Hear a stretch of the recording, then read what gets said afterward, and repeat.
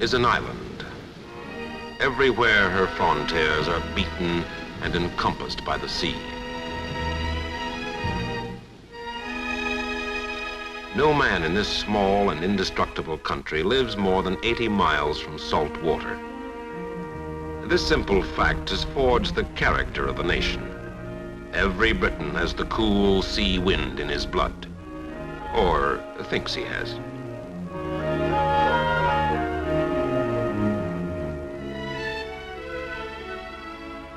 But the sea to Britain is much more than a playground. It is the living for the drifter men and trawler men who catch the harvest of the oceans.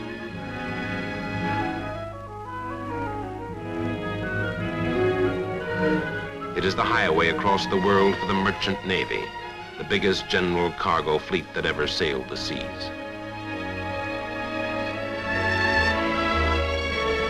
And especially has that gray water been the bulwark and battlement of a people who lived and grew and prospered behind its shield.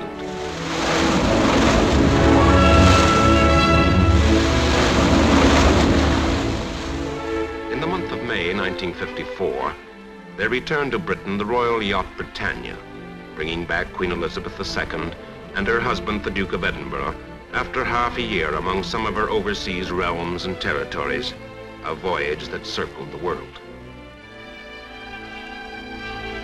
For the sea did not imprison Britain. Rather, it challenged her to expand, to roam across the globe politically, commercially, in a hugely complex social adventure. From an empire of 600 million people, the British created new nations, free and sovereign. Today, they are guiding still more to the goal of independent dignity. The days of colonization are done. What was the empire has been transformed by the belief in personal liberty and democratic self-government into an association both loose as freedom and strong as kinship over a quarter of the surface of the earth. Of this, the Queen is head. In 7 member states, government is carried on in her name. The Queen of England is also the Queen of Australia. She opens Parliament in Canberra in the same way and with the same right as in Westminster.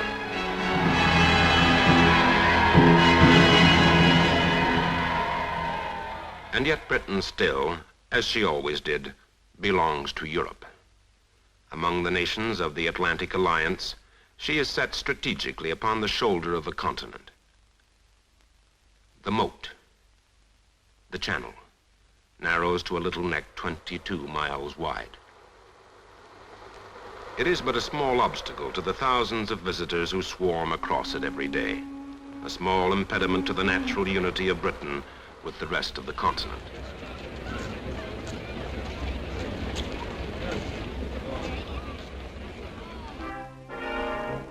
The defense of the West is the defense of Britain. Britain is an island, but a European island. This is nothing new. There are roots deep in the past. Fontenoy, the landing at Den Helder, Waterloo, Balaclava, Mons, Ypres, the beaches of Normandy.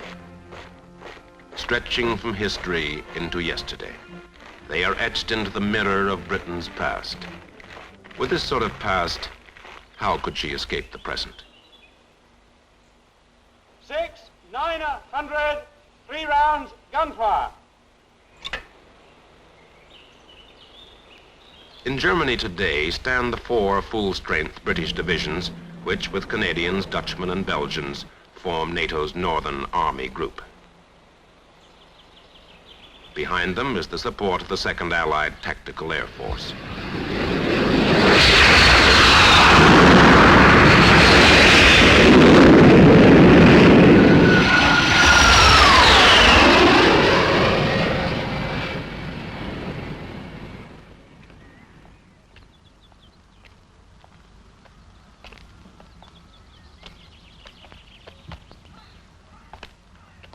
Most of these British troops are citizen soldiers.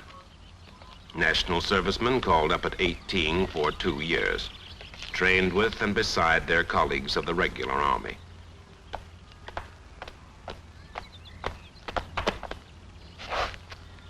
Carry on, Sergeant Major. Guard, stand up, please. To the guardroom, dismiss. Defense costs a great deal in patience and loyalty, and indeed in money. On it is spent a third of all Britain's national expenditure. Those are the ruthless economics of today. And for this island nation, defense is not only the Army and the Royal Air Force, at home and abroad, it is also preeminently the Navy, protecting lines of communication across the entire world.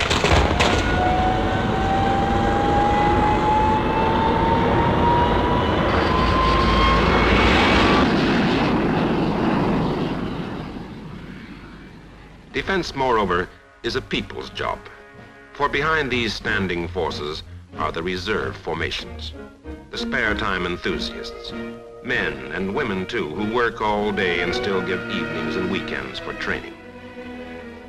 Some in the Royal Naval Volunteer Reserve.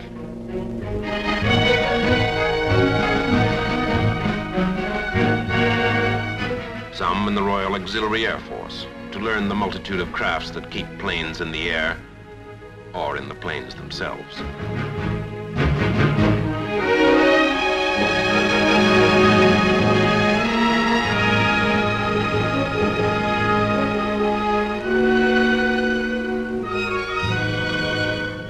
Others maintain their old skills and learn new tricks in the Territorial Army. But defense today means so much more than men.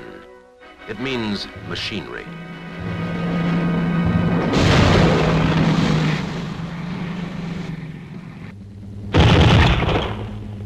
A huge industrial output married to the newest scientific skill can produce a formidable armory of weapons.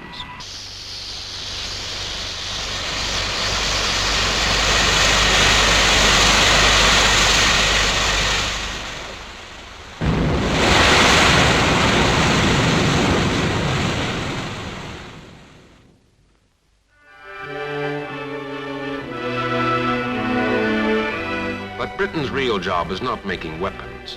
It is something far simpler and far harder, that of earning a living.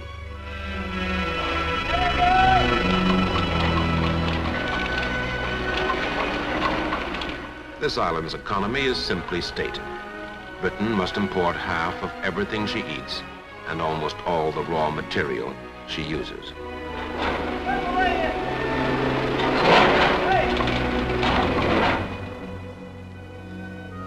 To pay for what she buys, Britain must sell, and sell the things she makes.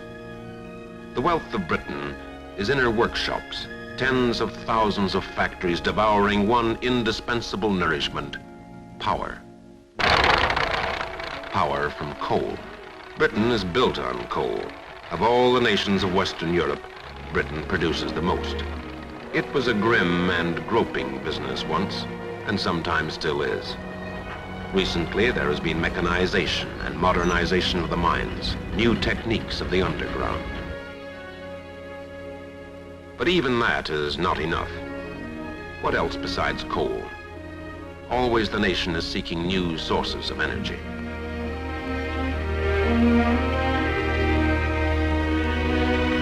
What about oil?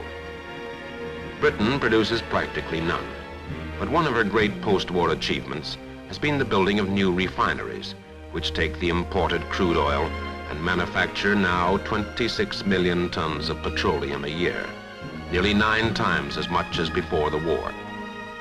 And even that goes only part of the way. The future lies in the still newer atomic factories, laboratories, indeed practical powerhouses, giving nuclear energy and industrial justification. The production even of uranium and plutonium has a decent, peaceful use.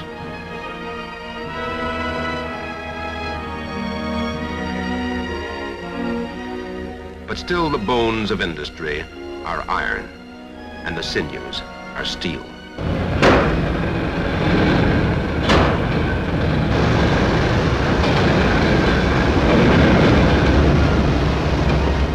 Britain is the third largest steelmaker in the world. Its biggest single development since the war, the new plant at Margam in South Wales, turns out 1 million tons of steel a year.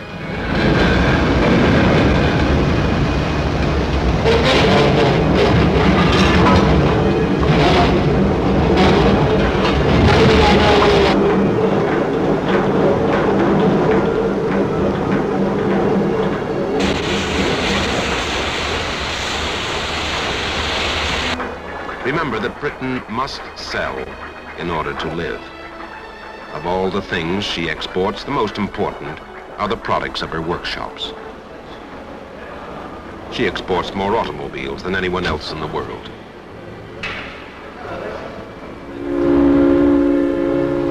She leads the world in shipbuilding.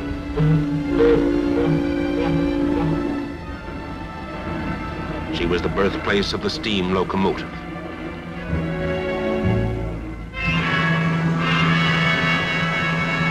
She pioneered the jet engine, which in its turboprop form powers the famous Viscount airliner.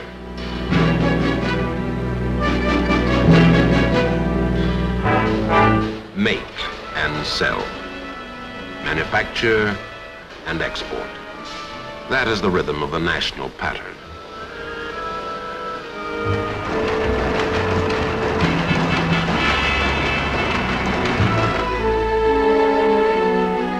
Goods of vast variety, made with the skill of craftsmen.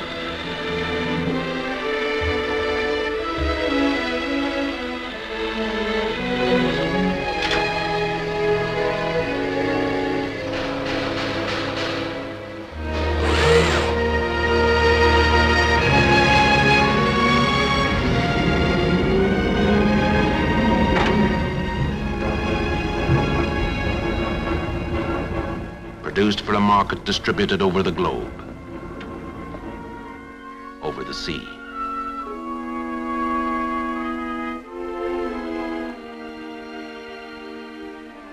The sea, whose pervasive influence shapes the nation. It gives Britain that variable and quiet climate, full of caprice, full of surprise. The wind from the sea bearing always some rain cloud to render green the lawns and pastures, to paint the lovely trees with blossom.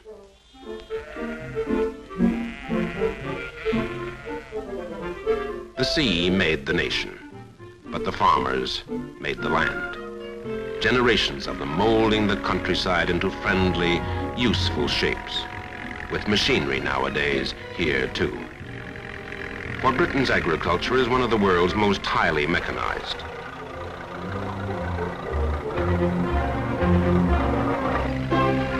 From these fields come half the country's food.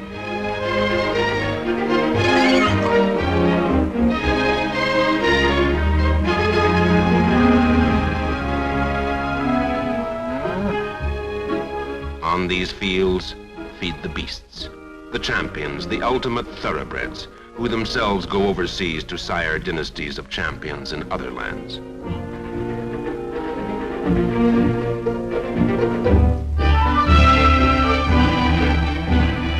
But what is a nation, really? Only its people.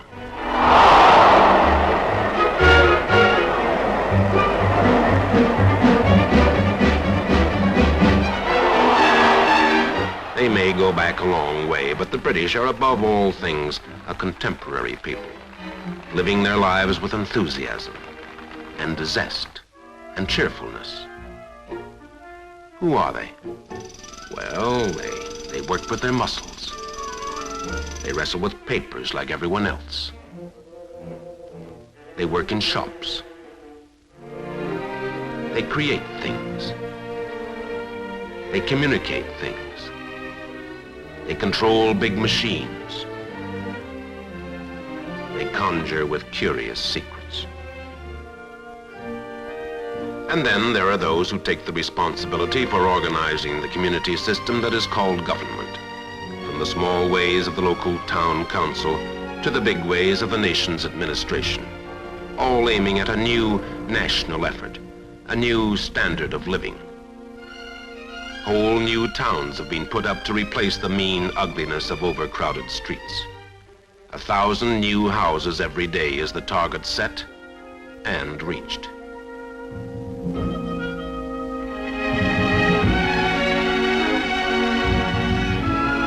Nor does building mean only houses. An organized life means social services, like the National Health Service, which gives everyone in Britain the right to free medical care. It means education, another aspect of the gentle revolution which established the principle of an equal chance for every child to learn how to learn. Both in the centuries-old schools of the traditional past and in the new establishments of the galloping present. This is one of 2,400 like it, built since the war.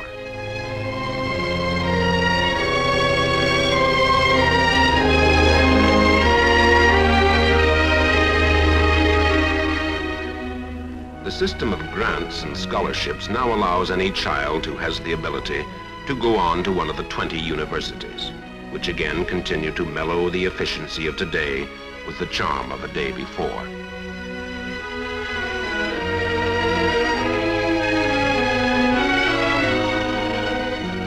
The past clings on, where it is comforting, where it is not obstructive, where it brings its gay or ponderous charm into the life of the 20th century.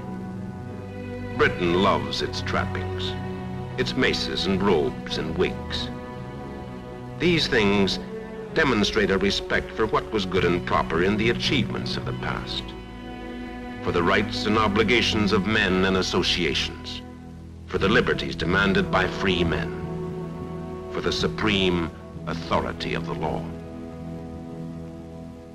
From this feeling comes the national sense of public discipline, a climate of civic calm, of the contented decency of law and order.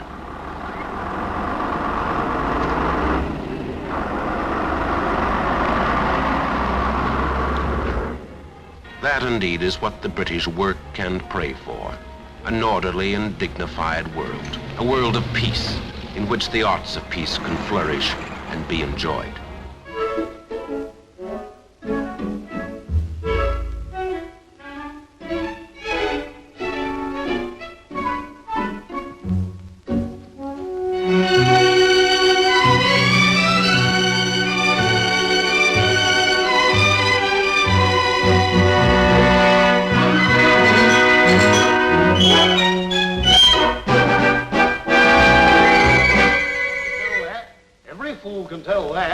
That was the very day young Hamlet was born. He that's mad and sent into England. Aye, Mary, why was he sent into England? Aye, because he was mad. He shall recover his wits there, or if he do not, 'tis no great matter there.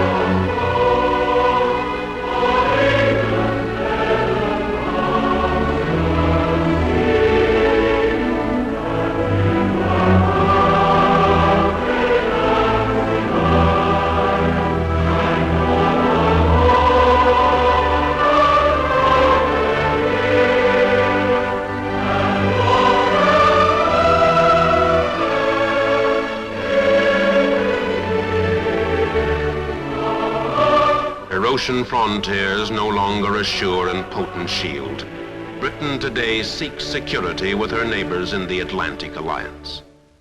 To the task of building that 15-nation community, the people of Britain pledge themselves.